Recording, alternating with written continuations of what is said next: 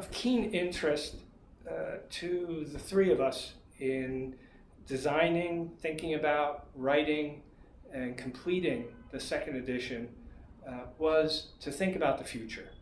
And Mike has done a lot of that, taken a leadership role in thinking about that element of the book having to do with leadership in the world, looking ahead. So, what the future does hold. So Mike, could you say something? What's your thoughts? And then I'm going to ask John what his thinking is as well. Yeah, thanks, Joe. I think one of the things we want students to appreciate is the capacity for change, and especially unexpected change in international relations is great.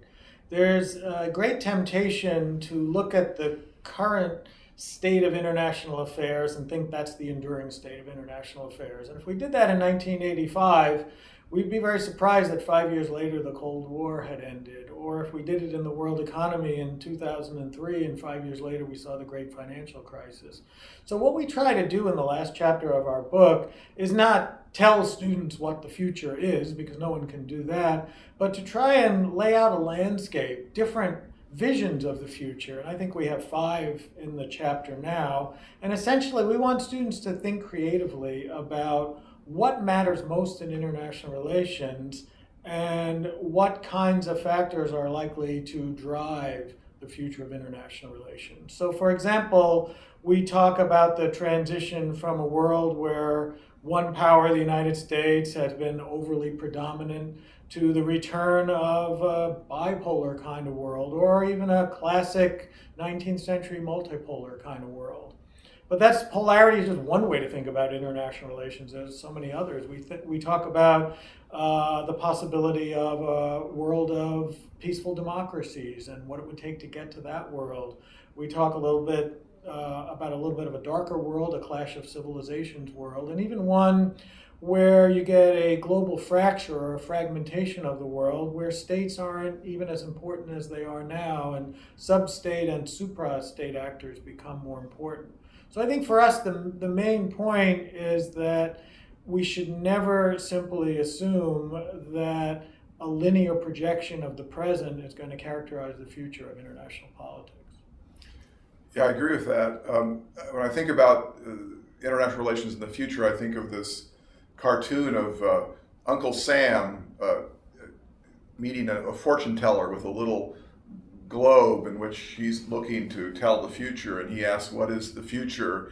And the fortune teller says, looks into the globe and says, I can't tell, I don't read Chinese." And in a sense, that's a kind of a way of saying that we are moving to a world where the non-West, where Asia will be an ever greater part of the population and economic pool of the world. The countries that helped organize the world in the last century are going to be a smaller fraction of the whole. Africa is as Joe has mentioned, is economically on the move and will have a huge population. Older parts of the world are getting older in Europe, Japan. So I think there has to be an anticipation that different people, different societies will be speaking up and playing a role in the ways they haven't in the past.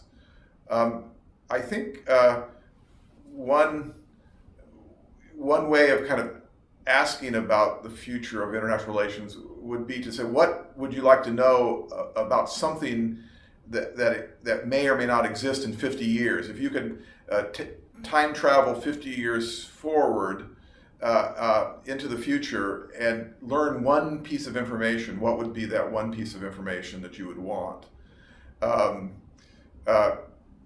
Your grandson got to college? No, you would want to know what part of the world of the future is playing a dominant role. And I think I would want to ask, what is the status of liberal democracy?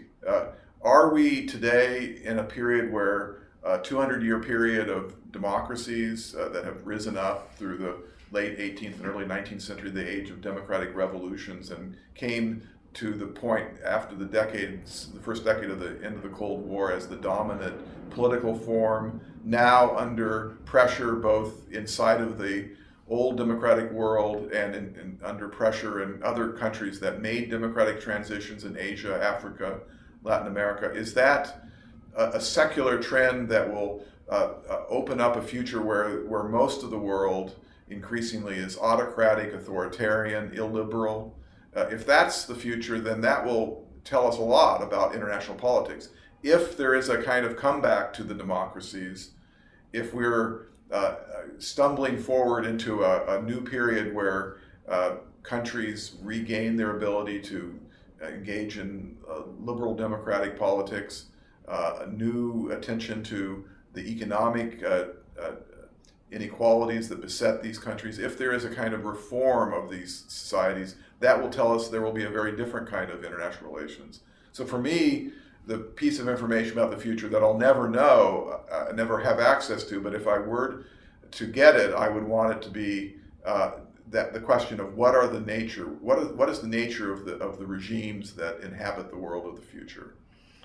And if I were to try to add something to that, it would be that I think the future will also require individuals serving in their respective nations to help navigate and negotiate what is likely to be a mixture of common interests among states, but also significant differences between states, because my own intuition or instinct is that we are likely to witness a resurgence of democracy at the same time as we will see a surprising resilience of many authoritarian regimes. I'm thinking about China in particular.